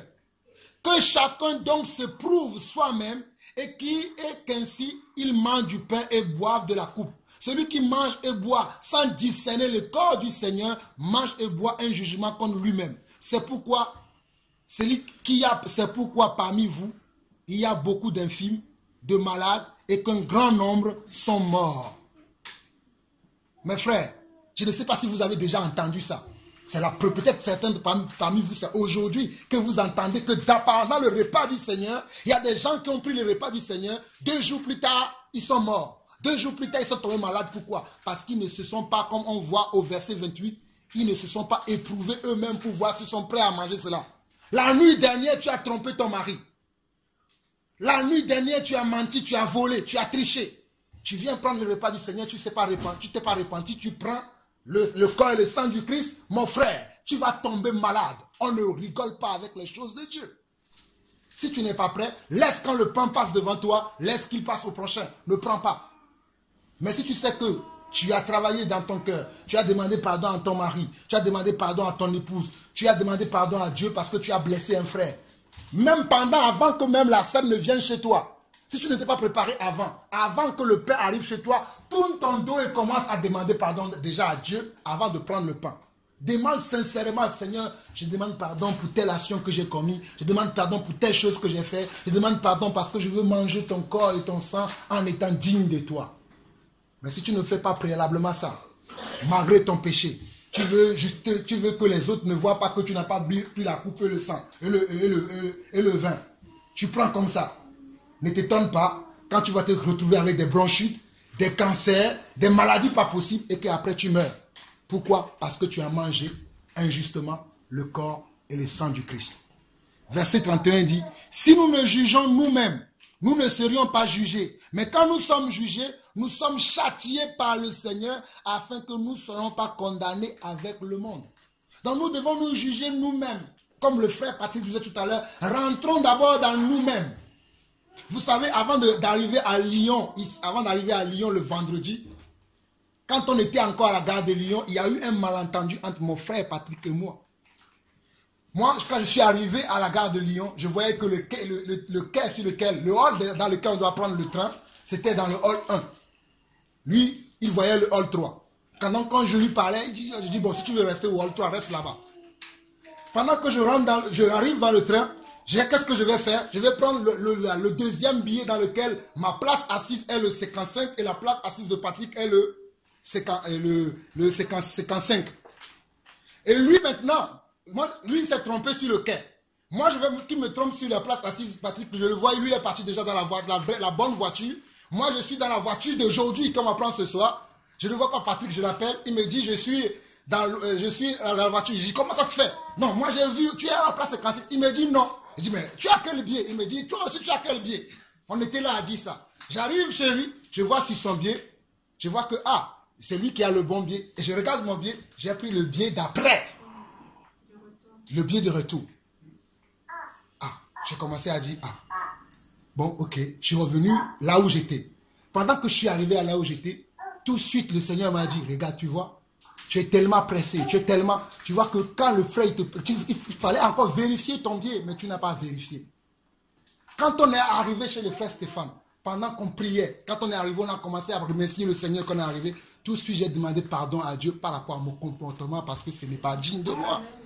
Parce que j'ai été comment incontinent, je n'ai pas été patient envers mon frère. C'est ça la vérité dans l'église. J'aime donner des exemples pour que les gens sachent que nous parlons des choses que nous vivons réellement. Si je ne demande pas pardon à Dieu, je continue de rien n'était, tout ce que je ferais serait inutile parce que le Seigneur dira, regarde, je t'ai déjà reproché quelque chose, tu es là à faire, oui Seigneur, oui, mais je t'ai dit que ce que tu as fait, c'est pas bien. C'est ça la vérité, mes frères. C'est pour ça que la Bible dit, si nous ne jugeons pas nous-mêmes, nous ne serions pas jugés, mais quand nous sommes jugés, nous sommes châtiés par le Seigneur afin que nous ne soyons pas condamnés avec le monde. Donc jugeons-nous d'abord nous-mêmes. J'ai dit à Stéphane, tu es comme ça. Est-ce que ce que j'ai dit là, je n'ai pas été trop loin? Est-ce que la manière dont j'ai dit à Stéphanie, non, tu en fais de trop. Est-ce que je n'ai pas été trop loin? Si le Seigneur te dit que tu as été trop loin, demande pardon déjà à Dieu. Et si tu peux, va voir Stéphanie. Stéphanie, s'il te plaît, je pense que j'ai été trop loin. Même si ce que tu as fait, ça c'est pas bien, il ne fallait pas que je te parle comme ça. Pardonne-moi et l'affaire est réglée, vous passez à autre chose. Mais on garde ça. Stéphanie, quand même, c'est lui qui vient me demander, c'est ma petite soeur, je suis plus grave. On commence les diables, le Satan. Et puis on ne dit rien. On est là comme ça. Ce n'est pas bien, mes frères. On n'est pas des parfaits. On fait des choses. Vous savez, j'apprends beaucoup avec ma femme et mes enfants. Un jour, je suis arrivé dans la chambre de mes enfants, parce que dans ma chambre de mes enfants, ils ont une télévision, pour regarder les dessins animés bibliques.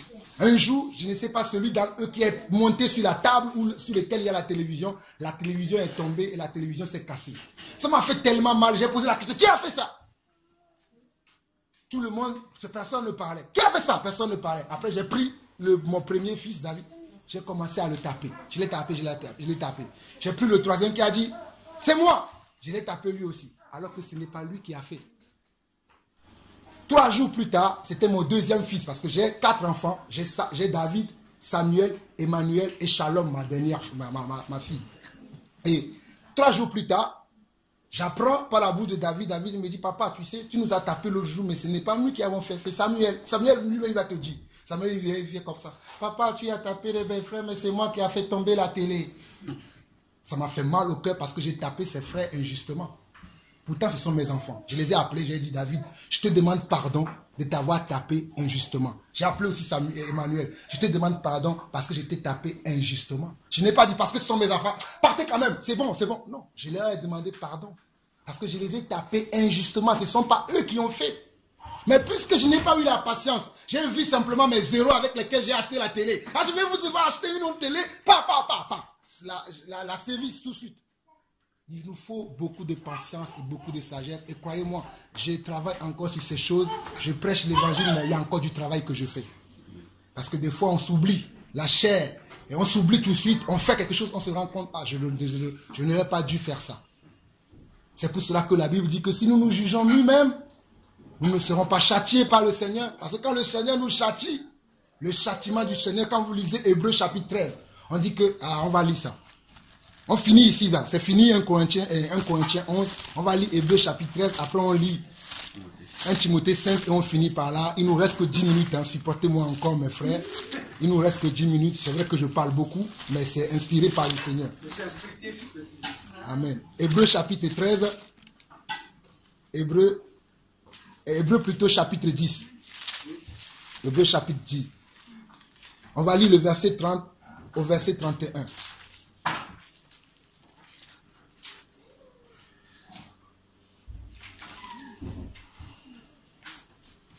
Le verset 30 au verset 31. On dit, car nous connaissons celui qui a dit, à moi la vengeance, à moi la rétribution. Et encore, le Seigneur jugera son peuple. C'est une chose terrible de tomber entre les mains du Dieu vivant. Mes frères, n'attendez pas de tomber dans le jugement du Dieu vivant. Quand il y a un truc que le Seigneur vous montre que ça ne va pas, tu n'aurais pas dû agir comme cela. Tu n'aurais pas dû agir comme ceci. Va voir le frère, va voir la soeur, ma soeur. Comme Patrick disait tout à l'heure, même si c'est toi qui as été blessé et que la soeur ne veut pas admettre, admettons que la soeur ne veut pas admettre qu'il a été blessé. Comme nous avons l'amour du Seigneur, allons quand même voir moi je fais ça des fois. Il y a des gens qui m'ont blessé, que normalement ce n'est pas à moi d'aller les voir, mais j'y vais quand même aller les voir pour dire, mon frère, comment ça va? Ça va bien. J'oublie ce qui s'est passé parce que moi je veux qu'on avance. Je ne reste pas focalisé sur ce qu'il m'a fait. Il a dit que je suis méchant. Il a dit que je n'ai pas l'amour. Il a dit ceci. Je ne reste pas sur ça. Je vois plutôt le bien-être de notre relation. Comment ça peut nous amener loin. C'est ça au fait qui me pousse. C'est cet amour-là que moi j'aime. Au lieu de dire, bon, je vais attendre qu'il me parle. Souvent dans les couples, c'est comme ça. Hein. Le mari a mal parlé à la femme. C'est toujours toi, c'est toujours toi. Bon, la femme a dit, bon, si c'est comme ça, je vais rester dans mon coin. Au lieu que le mari reconnaisse et qu'il aille vers la femme. Oh, s'il te plaît, ma chérie. Oh, ma princesse. J'étais blessé. Non. Je suis le chef du famille. C'est elle qui doit me dire. Non, non, non, non. Que cela ne soit pas ainsi. Vice versa. Peut-être c'est la femme qui a mal parlé. Non, lui aussi est mon mari. Là, le Seigneur dit que l'homme doit aimer l'église. L'homme doit aimer sa femme comme l'église. Qui vient me dire.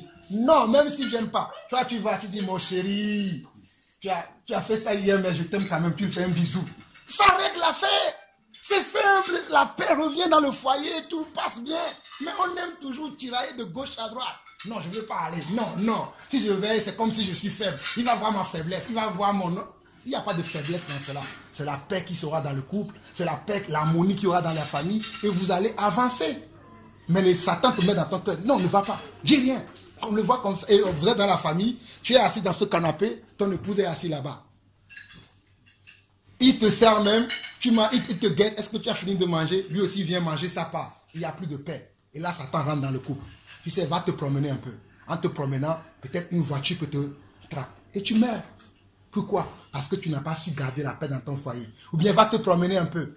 En te promenant, tu vois une femme, celle-là, elle est même mieux que ma femme. Je vais le prendre. Voilà, tu commets l'adultère. C'est ce qui est arrivé à David. David devait aller en guerre. Non, il a décidé de ne pas aller en guerre, il a décidé de rester chez lui. Et comme il était comment? Sans rien faire dans la distraction, il va à son balcon, il regarde. Il va trouver Potiphar. Je dis Potiphar.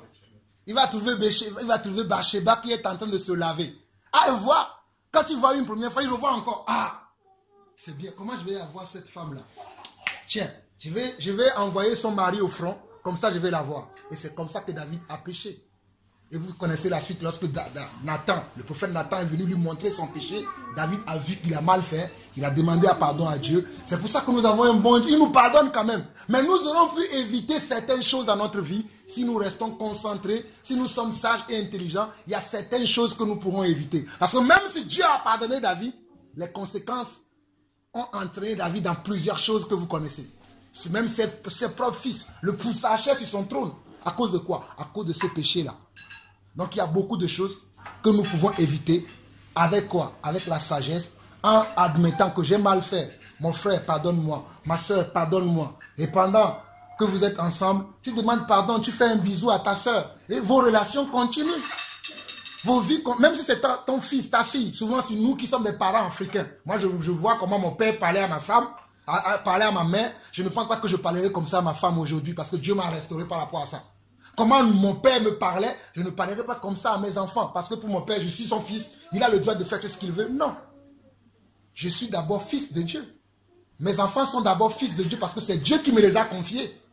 Quand bien même qu'ils sont sous mon autorité, ce n'est pas pour autant que je vais leur parler n'importe comment. Non, ils sont des enfants de Dieu. Parce que si je ne les parle pas bien, Dieu m'en tiendra comme il a dit, je t'ai donné des enfants.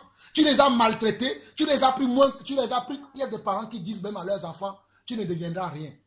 Mes soeurs, mes frères, faisons attention aux paroles qui sortent de nos bouches. Même si tu ne vois rien d'avenir sur ton fils, confesse de bonnes paroles sur la vie de ton fils. Ne t'étonne pas le jour où tu vas le voir adulte. Il n'est jamais marié. Pourtant, c'est toi qui lui as dit, toi tu ne te marieras jamais parce que tu ne comprends rien. C'est toi qui as fait que ta fille est devenue comme ça. Quand tu ne seras rien dans ton foyer, tu n'écoutes pas. Ne prononçons pas des paroles vaines et inutiles sur la vie de nos enfants. Parce que la mort et la vie sont au pouvoir de la langue. Confessons de bonnes paroles sur nos enfants. Nous finissons dans 1 Timothée chapitre 5 pour conclure l'enseignement de ce jour. 1 Timothée chapitre 5.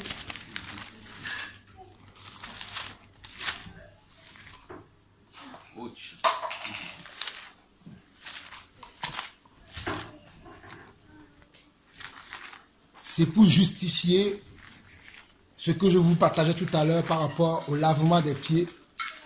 Parce que je sais que quand je parle souvent de cet enseignement avec certains frères qui enseignent, même certains pasteurs, beaucoup d'entre eux me disent que mon frère, tu es en train de te perdre. Nous ne savons pas d'où tu sors ces choses. Mais moi, je suis un pèlerin qui aime la parole de Dieu, qui fait beaucoup de recherches. Parce que nous devons faire beaucoup de recherches pour savoir, après ma soeur, pour savoir si ce que nous avons reçu vient de Dieu ou pas. Donc dans 1 Timothée chapitre 5, nous lisons ceci à partir du verset 1. On nous dit, ne réprimande pas rudemment le vieillard, mais exhorte-le comme un père, exhorte les jeunes gens comme des frères, les femmes âgées comme des mères, celles qui sont jeunes comme des sœurs en toute pureté. Honore les veuves qui sont véritablement veuves. Si une veuve a des enfants ou des petits-enfants, qu'ils apprennent avant tout à exercer la piété envers leur propre famille et à rendre à leurs enfants ce qu'ils ont reçu d'eux, car cela est agréable à Dieu. Celle qui est véritablement veuve et qui est demeurée tout seule, met son espérance en Dieu et persévère nuit et jour dans les supplications et les prières. Mais celle qui vit dans les plaisirs est morte, quoique vivante. Déclare-les ces choses afin qu'elles soient irréprochables. Si quelqu'un n'a pas soin des siens, et principalement de ceux de sa famille, il a renié la foi et il est pire qu'un infidèle.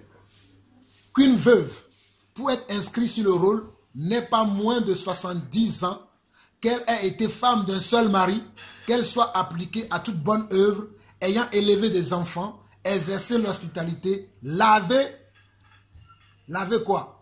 Laver les pieds des saints, secourir les malades, pratiquer toute espèce de bonne œuvre. Regardez ce qui est écrit ici. On nous dit que, parce que dans l'église primitive, on élevait comment? On choisissait des anciens. Et parmi les anciens, il y avait aussi des veuves qui aidaient ces anciens-là à conduire l'église, à diriger l'église. Et à l'époque, pour qu'une ancienne puisse accéder à ce rôle d'ancienne, il fallait que l'ancienne ait 70 ans, qu'elle ait été mariée d'une seule femme et qu'elle ait fait toutes ces bonnes œuvres qu'on lit ici. C'est-à-dire qu'elle ait participé vraiment à l'église comme le Seigneur veut que nous participions à l'église. C'est pour ça qu'au verset 10, qu'elle dit qu'elle soit appliquée à toute bonne œuvre, ayant élevé des enfants, exercé l'hospitalité, lavé les pieds des saints. Donc si le lavement des pieds n'est pas important, pourquoi on en parle ici? C'est la question que je pose souvent à des pasteurs qui me disent que non, frère, ce que tu dis, ce n'est pas de Dieu. Ça, c'est la sorcellerie, ça. On va laver les pieds des gens, pourquoi? Pourquoi on nous parle de ça ici? Et nous avons vu tout à l'heure dans Jean chapitre 13 que le Seigneur a dit, si je vous ai lavé les pieds, vous devez aussi vous laver les pieds. Et comme je disais encore, je parlais avec un certain pasteur, ils me disent que non, laver les pieds des saints ici, c'est l'humilité que l'apôtre veut parler. Donc si c'est ça, l'apôtre dira que qu'elle soit appliquée à toute bonne œuvre, ayant l'humilité. Mais ce n'est pas le mot humilité qui est mis, mais laver les pieds des saints. Et lorsque je faisais des recherches pour comprendre pourquoi il y avait le lavement des pieds dans Jean chapitre 13, et là le Seigneur m'a confirmé, il a dit va voir ce qui se passe. Quand on parle, parce que j'ai déjà lu ces passages, il m'a dit, est-ce que tu sais que tu te rappelles que quand lisant Timothée 5, on parle du lavement des pieds. Je dis, ah, c'est par rapport à ces choses-là que tu vois ça aussi quand on veut choisir une veuve. Quelqu'un qui a vraiment participé à l'église comme Dieu veut. C'est ces personnes-là qui doivent prendre ces rôles-là dans l'église. C'est pour cela que moi aussi je me permets de vous dire que même si ce que vous faites déjà est bien, ajoutez le lavement des pieds à ce pratique que vous avez déjà. Lorsque vous prenez la Sainte Seine, faites-le avec le lavement des pieds comme je vous ai montré comme ça. Là. Celui qui commence, il est au bout de la chaîne, il lave le pied de l'autre, ainsi de suite. Vous le faites ensemble, vous allez pratiquer la parole du Seigneur. Et le Seigneur dans le ciel, il sera content, il sera fier de vous. Donc mes frères, c'est tout ce que j'avais à vous partager par rapport à hier quand on faisait la Sainte Seine, mais on n'avait pas le temps de continuer encore à aller en profondeur de ça. Je vous ai promis qu'aujourd'hui, je vous en parlerai. C'est pour ça que je vous en parle aujourd'hui. Que le Seigneur lui-même, il vous bénisse. Que le Seigneur lui-même, il clarifie ses enseignements dans vos cœurs parce que c'est sa parole. Si il le dit, il sait pourquoi. Et je crois qu'il va vous conduire pour que vous puissiez comprendre. Et aimez-vous les uns les autres. Aimez l'amour qu'il y a au milieu de vous. Aimez l'humilité qu'il y a au milieu de vous. La façon où vous apprenez les choses avec Dieu, moi j'aime beaucoup ça. Vous êtes patient, vous avez tout votre temps. Vous n'êtes pas pressé comme les gens, ils viennent à l'église, ils sont pressés. Ils attendent leur rendez-vous. Quand est-ce que le frère va finir? Moi j'ai rendez-vous avec un tel. Mais non, vous prenez le temps avec le Seigneur parce que vous voulez connaître sa pensée. Que lui-même, il vous bénisse. Un dernier verset et on va prier. Après, je ne sais pas s'il y a des questions. J'ai vu une question et après je vais répondre aux questions. Même si les questions ne concernent pas ce que nous venons de voir là, je vais répondre à toutes les autres questions. Mais j'espère que vous avez des questions concernant ça. Donc on va lire un premier passage là et on va finir. Luc chapitre 1. Non, Luc chapitre 1. Luc chapitre 1, on va lire du verset 1 au verset 4. Et c'est le dernier passage qu'on va lire pour vous dire simplement que les choses que nous voyons, nous devons chercher leurs origines. Surtout pour toi, Stéphane, qui conduit l'église ici, fais des recherches, comme le frère Patrick a dit tout à l'heure. Lis beaucoup la parole, médite beaucoup la parole, parce qu'il y a beaucoup de choses que on nous a cachées depuis des années, mais Dieu, par sa grâce, nous révèle ces choses-là lorsque nous les cherchons véritablement et que nous voulons marcher conformément à sa parole. Il dit, plusieurs ayant entrepris de composer des récits, des événements qui se sont accomplis parmi nous, suivant ce que nous ont transmis, ceux qui ont été des témoins oculaires dès le commencement et sont devenus des ministres de la parole, il m'a aussi semblé bon, après avoir fait des recherches exactes sur toutes ces choses, depuis leur origine, de te les exposer par écrit, d'une manière suivie, excellent Théophile, afin que tu reconnaisses la certitude des enseignements que tu as reçus. Donc peu importe les enseignements que vous recevez, que cela vienne de moi, que cela vienne de n'importe qui, vous devez faire des recherches pour savoir si ce qu'on vous dit, si c'est vrai ou pas. Ici, c'est quelqu'un, un accompagnateur de l'apôtre Paul qui s'appelait Luc le médecin, qui écrit à Théophile, qui dirigeait certaines assemblées à l'époque. Mais Luc a fait des recherches pour aller apporter maintenant la conclusion de ces recherches-là à son bien-aimé Théophile, afin que Théophile reconnaisse la certitude des choses qu'il pratique, des choses qu'il enseigne, que cela vient véritablement de Dieu. Mais à notre époque aujourd'hui, on dit le pasteur a dit, c'est bon, le prêtre a dit, c'est bon, on ne cherche pas. C'est pour ça qu'il y a beaucoup de choses que nous ne faisons pas, ou que nous devons faire, mais que nous ne faisons pas parce que nous n'avons pas cherché. C'est pour ça que moi, je me permets de vous lire ce verset, parce que j'ai fait des recherches. J'ai commencé à me poser des questions. Un jour, je me rappelle qu'on était chez un frère, on faisait la scène, encore sans le lavement de pieds. Il y a une soeur qui a posé cette question. Elle a dit, ben moi, j'ai vu dans la parole qu'on dit qu'on doit laver les pieds. Le frère chez qui on était, il a dit, non, ça c'est, nous on ne fait pas ça, c'est l'humilité. Et ce jour-là, ça m'a encore interpellé. J'ai dit, ah, c'est que la question que la soeur a posée, je vais aller faire des recherches. Et j'ai fait des recherches. Voici ce que j'ai trouvé. Donc, mes frères, ce que nous recevons, ne pensons pas que tout ce que nous recevons vient de Dieu. Faisons des recherches pour savoir si ce qu'on nous dit c'est vrai ou pas. Comme l'auteur de cette écriture dit, j'ai fait des recherches. Depuis ce que nous avons entendu des apôtres, depuis le commencement de l'évangile jusqu'à maintenant, pour voir si ce que nous avons reçu, est-ce que cela est vraiment exact. Parce que nous entendons beaucoup de choses aujourd'hui. Oh, tel n'est pas bon, tel est bon, tel c'est bon, tel c'est bon. Faisons nous-mêmes des recherches et prions aussi pour que Dieu nous donne des hommes de Dieu selon son cœur. Parce qu'il y a beaucoup d'hommes de Dieu aujourd'hui dans la nature qui ne sont pas selon le cœur de Dieu. Amen. Amen. Je vais faire une prière, après je reçois les questions. Seigneur notre Dieu, nous te bénissons, nous te glorifions. Tu as mis dans mon cœur, Seigneur Dieu, de partager, Seigneur Dieu, cet enseignement que tu m'as enseigné il y a quelques années et que depuis quelques années, nous mettons en pratique, nous. Seigneur, je prie pour que mes frères ici à Lyon puissent comprendre, Seigneur Dieu, ta pensée, ton cœur, ta volonté. Seigneur, je prie que tu leur donnes une intelligence renouvelée, un cœur bien disposé à toi. Et Seigneur, là où moi je n'ai pas pu expliquer, toi tu peux expliquer. Là où moi je n'ai pas pu montrer tous les détails, tu as pu montrer les détails parce que tu es celui qui se révèle. Parce que ton nom est celui qui est. Seigneur, s'il te plaît, aide mes frères et sœurs ici à grandir selon ta volonté. Je prie que tu soutiens ceux qui sont peut-être malades au milieu de nous, ceux qui ont des fardeaux au milieu de nous. Tu as dit, venez à moi, vous toutes qui êtes fatigués et chargés, moi je vous donnerai du repos. Seigneur, je prie pour toutes ces personnes maintenant. Accorde-leur le repos, papa. Le repos dans leur esprit, le repos dans leur âme, le repos dans leurs pensées, le repos dans leur famille. Seigneur, certains dans leur foyer, il y a encore des difficultés. Dans leur maison, il y a encore des problèmes. Seigneur, je crois en toi. Tu es le même hier, aujourd'hui et éternellement. Toutes ces personnes ont besoin de toi, papa. Certains ont besoin de voir leur famille transformée, la vie de leurs enfants, leurs cousins, leurs cousines, leurs tantes, leurs oncles transformés. Mais ils sont encore dans le monde. Seigneur, s'il te plaît, interviens dans tous ces cas. Interviens dans tous ces foyers. Interviens dans tous ces foyers. Interviens dans toutes ces familles, papa. Moi, je ne peux pas intervenir, mais toi, tu peux intervenir. C'est pour cela que nous te le demandons. Au nom de Jésus, Seigneur Jésus-Christ, j'ai ainsi prié. Amen. Amen. Amen. Amen. Maintenant, s'il y a des questions, nous allons les recevoir. C'était pas une question, c'était juste un témoignage. Amen. Vas-y, ma soeur. Une de mes belles-sœurs m'avait fait entrer dans l'église évangélique du 7e jour à Bounabéry. Donc, quand je suis entrée, c'était l'église de bâtiment, c'était tellement grand, il y avait tellement de monde. Et au moment de faire la Sainte des Saints, on a lavé les pieds de tout le monde. Et moi, ça m'avait. J'ai dit que c'est la sorcellerie. Qu'elle m'a amenée dans la sorcellerie. Ce jour-là, je suis partie et je n'ai plus jamais mis pied dans l'église évangélique du 7e jour. C'est pour ça que quand vous m'avez parlé de laver les pieds, ça m'a été. Prendre de deux en deux. Amen. Amen. C'est un bon témoignage, ma soeur. Il y a beaucoup de choses que... C'est pour ça que des fois, quand on fait ces choses, il faut expliquer.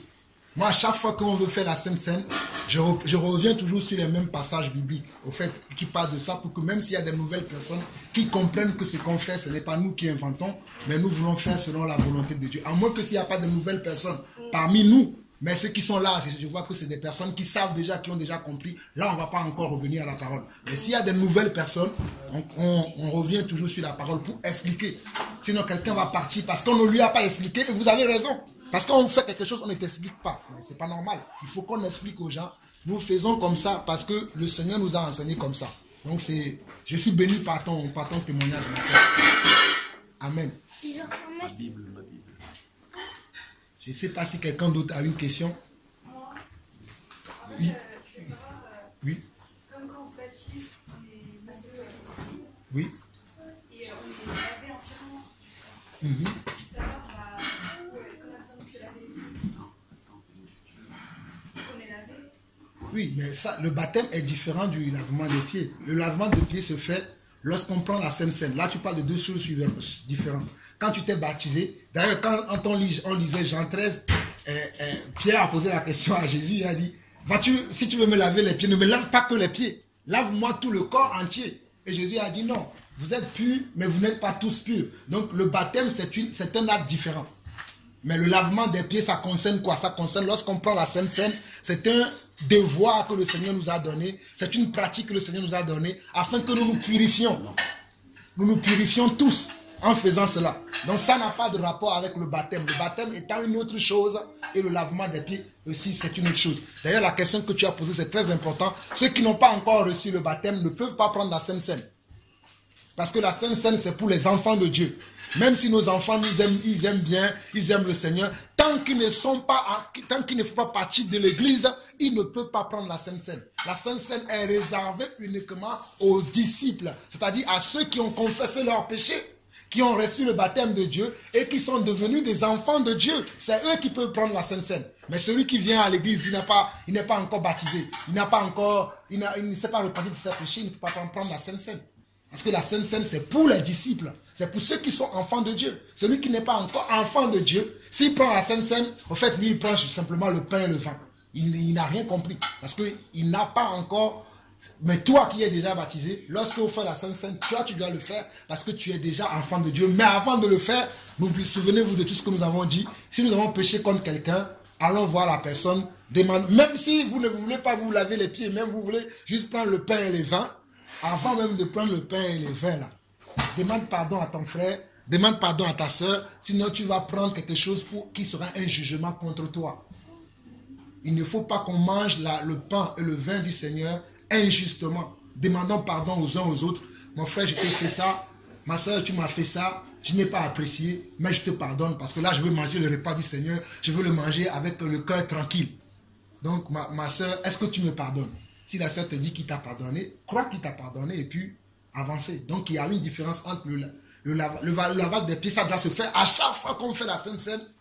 Souvenez-vous de ce qu'on a lu dans Matthieu chapitre 13. Il dit, je vous ai fait ça. Il dit, fais ceci en souvenir de moi. Donc à chaque fois qu'on fait la Sainte Seine, on fait la même scène que Jésus a fait le jour-là. La même scène qu'il a fait en disant, vous devez vous faire ça. Vous devez vous laver les pieds les uns les autres. À chaque fois. Si on a fait la Sainte Seine hier, aujourd'hui on veut faire aussi la Sainte Seine, ben on refait la même chose. On ne va pas dire comme on a fait hier, bon aujourd'hui on ne va pas faire. Non, ce n'est pas complet. On aura fait quelque chose qui ne sera pas totalement complet. Mais si on fait comme on a fait hier, on aura respecté effectivement ce que la parole nous dit de faire. Donc voici, je ne sais pas si tu as compris, mais voilà.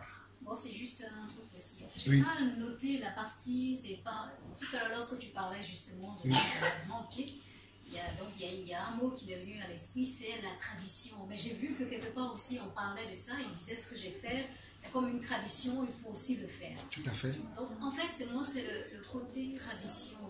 L'Église, c'est que, est-ce qu'aujourd'hui, on peut s'appuyer sur une tradition, en fait? C'est parce que ça nous ramène un petit peu en arrière aussi par rapport à... Comment je peux dire ça?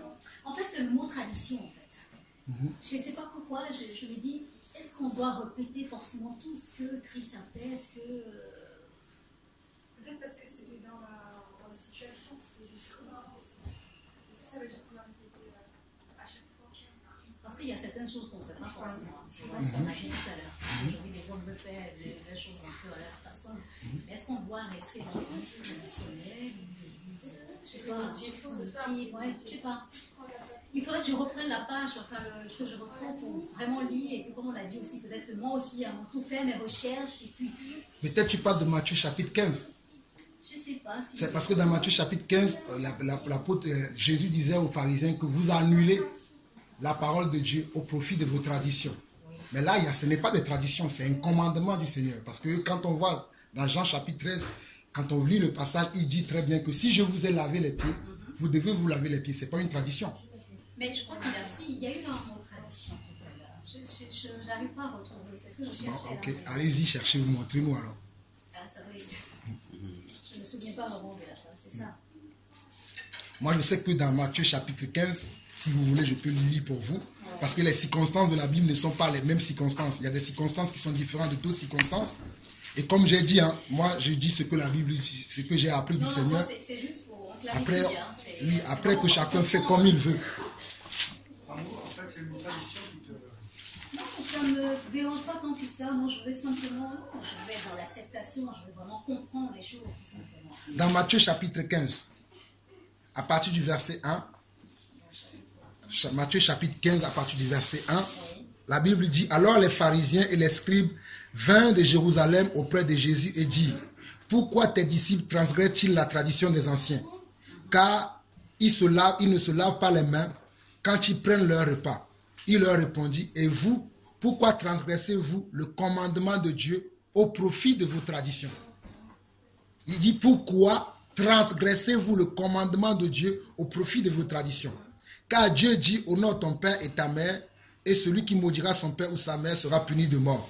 Mais vous, vous dites, celui qui dira à son père ou à sa mère, ce dont j'aurais pu t'assister est une offrande à Dieu, n'est pas tenu d'honorer son père ou sa mère. Vous annulez ainsi la parole de Dieu au profit de votre tradition. Moi, dans le seul passage où je trouve le mot tradition dans la Bible, c'est dans ce passage-là où on parle de tradition, parce que les pharisiens étaient quelqu'un qui était des gens qui indexaient toujours les disciples de Christ, parce qu'ils ne voulaient pas se soumettre à les choses que les disciples faisaient, ou bien ils ne comprenaient pas certaines choses que les disciples faisaient. Donc, alors que quand on va dans Jean chapitre 13, et même quand on va prendre 1 Timothée chapitre 5, cela, il n'y a pas une question de tradition, puisqu'il dit qu'une veuve puis être inscrite sur la liste des veuves, on cite des actes qu'elle doit faire. Et on va parler de laver des pieds. Est-ce que c'est une tradition de laver les pieds? Comme tu le dis, ce que tu dis là, ce n'est pas la première fois où je l'ai entendu. Les gens m'ont dit à l'époque que parce que les gens marchaient beaucoup à pied, et que parce qu'ils marchaient beaucoup à pied, ils avaient les pieds sales, c'est pour ça qu'ils devaient laver les pieds. Moi, je ne cherche pas à raisonner.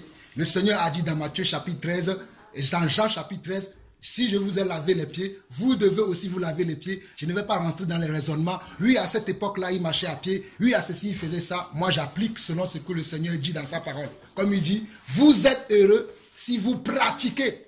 Donc, moi, je veux pratiquer. Je ne vais pas me demander pourquoi il le faisait parce que à l'époque, il marchait beaucoup à pied. J'ai entendu ça aussi, ce genre de raisonnement. Oui, c'est parce qu'il marchait beaucoup à pied. Et il y en a même qui disaient que non, avant même d'aller au temple, il y avait devant le temple comment on appelle ça, on va dire un lavoir où on devait se laver même les mains avant de rentrer dans le temple. Mais est-ce que devant nos églises aujourd'hui, est-ce qu'il y a ce genre de choses? Je dis, ça c'est autre chose, c'est des choses que vous pensez. Mais moi je reste dans le contexte. Parce qu'il y avait le contexte de comment? C'était dans un contexte que le Seigneur a fait ces choses-là. Donc dans la Bible, il y a chaque chose à son temps et comment c'est pratiqué. C'était dans un contexte où le Seigneur savait qu'il devait partir. Et avant de partir, il a pris le temps de faire quelque chose avec les disciples. Et il a dit même ce que je fais. Vous ne le comprendrez pas, mais vous le comprendrez plus tard. Donc il y a des choses que le Seigneur nous dit, par le moment dans lequel il nous le dit, peut-être on ne comprend pas, mais on comprend plus tard. Donc il y a certaines choses selon la parole de Dieu, on doit l'accepter comme certains commandements, comme lui-même il le dit. Vous devez le faire parce que moi aussi je vous l'ai fait. Je comprends ta question parce que c'est d'ailleurs même bien de quand on ne comprend pas quelque chose de chercher à comprendre. Comme ça, on va voir l'autre comment il va expliquer ce qu'il a reçu. Donc moi, la manière dont je l'ai reçu du Seigneur, c'est ce que je vous dis. Moi aussi, j'étais dans l'église. On ne faisait pas ces choses. Et le jour où je me suis attendu dessus pour chercher à comprendre, et là, j'ai cessé. Et là, le Seigneur m'a montré, comme la sœur disait tout à l'heure, qu'il était dans une église méthodiste au Cameroun et ils ont fait ça. Moi aussi, je me suis rappelé que quand j'étais dans l'église catholique, quand il y avait la fête de la Pâque, la veille, on appelait ça chez nous minuit chrétien. Et quand on faisait la minuit chrétien, la messe du veillée de Pâques là, les prêtres, quand ils étaient sous l'estrade avec les enfants de chœur, ils se lavaient les pieds à eux et aussi aux enfants de cœur, mais ils ne le faisaient pas pour la santé. Je me suis rappelé, j'ai dit, et je me rappelais qu'à cette époque-là, comme j'étais enfant, il lisait Jean chapitre 13. Mais moi, je ne comprenais pas au fait ce qu'il lisait. J'étais dans l'église, mais j'étais un enfant. Donc, je ne comprenais pas. Mais quand Dieu m'avait donné l'explication, il m'a expliqué pourquoi Jésus l'a fait. Et quand on parle aussi dans 1 Timothée chapitre 5, on parle des veuves. J'ai dit, ok, donc ça, c'est une pratique au fait qu'on doit ajouter à la Sainte Seine. Lorsqu'on prend la scène, donc là, je l'ai compris mieux. Mais à l'époque où quand j'étais à l'église catholique, je voyais les prêtres, je ne comprenais pas. Donc, c'est après, en recherchant, en comprenant pourquoi, j'ai dit, c'est pour ça qu'au fait, il y a ça qui a été instauré par le Seigneur, parce qu'il veut que l'église soit en harmonie.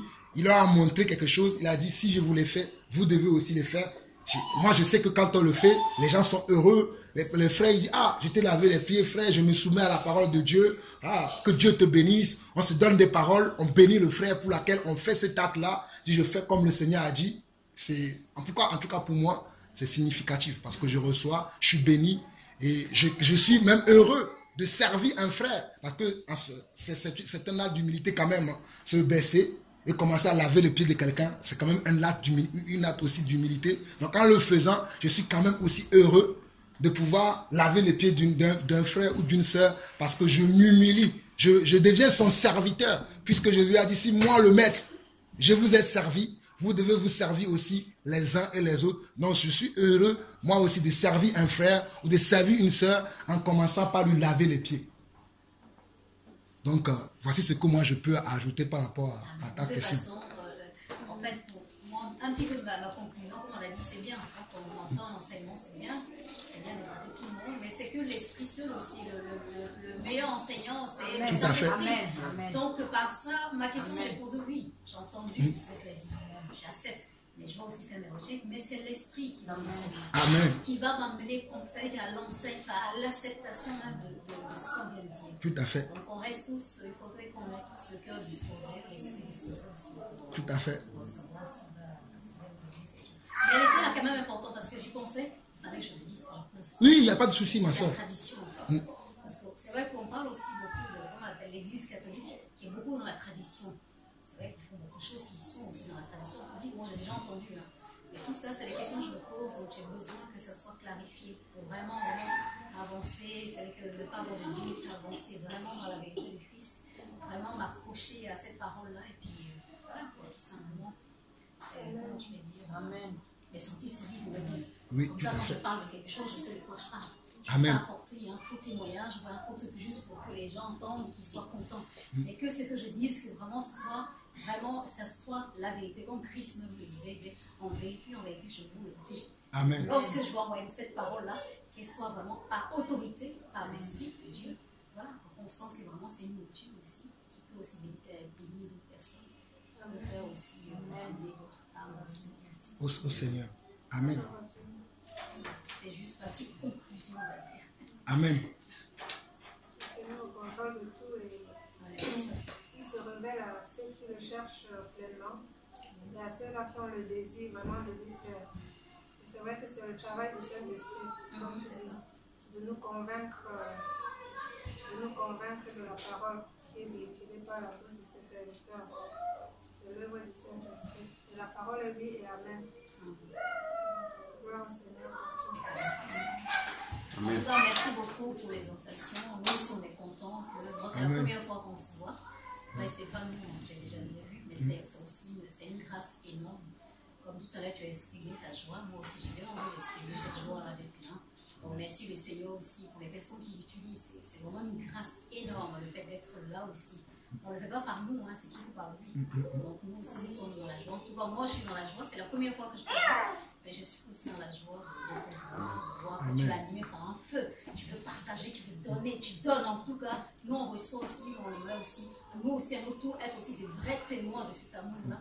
On va apporter aussi cette parole. Et puis, tout simplement, comme je dis, gagner aussi des âmes. Parce que nous sommes aussi appelés à ça. Amen. Amen. Merci beaucoup pour tout ça. Amen. Amen. Amen. Donc, que Dieu vous bénisse vraiment tous.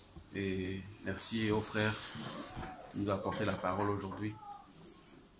C'est vrai que nous avons commencé dans l'humilité tout petit. Nous avons désiré, comme la Bible dit, du lait spirituel pour pouvoir croître devant notre Seigneur. Et comme la Bible nous dit, la nature ne vous enseigne-t-elle pas? Nous voyons que l'enfant, avant de manger la nourriture solide, commence par du lait. Ensuite, on met un peu de céréales jusqu'à ce qu'il provienne à manger la nourriture solide. Donc, nous remercions le Seigneur vraiment qui a permis ce temps. Et nous sommes continuellement dans l'apprentissage avec le Seigneur Jésus-Christ. Continuellement dans l'apprentissage. Nous avons pris note de ce qui a été dit sur l'exhortation que les frères ont apporté, le frère pratique, le frère Jean-Paul. Nous nous complétons, nous exhortons, comme la Bible dit, exhortez-vous les uns les autres. Donc, merci encore pour le message et notre prière, et que Dieu continue de vous remplir de sa sagesse pour l'œuvre à laquelle il vous a appelé, afin de toucher davantage les cœurs, afin de gagner davantage de personnes pour le royaume des cieux. Donc, que Dieu vous bénisse abondamment, mon frère. Déjà pour le déplacement, en plus pour la manne, pour l'exhortation, pour l'enseignement que tu nous as apporté.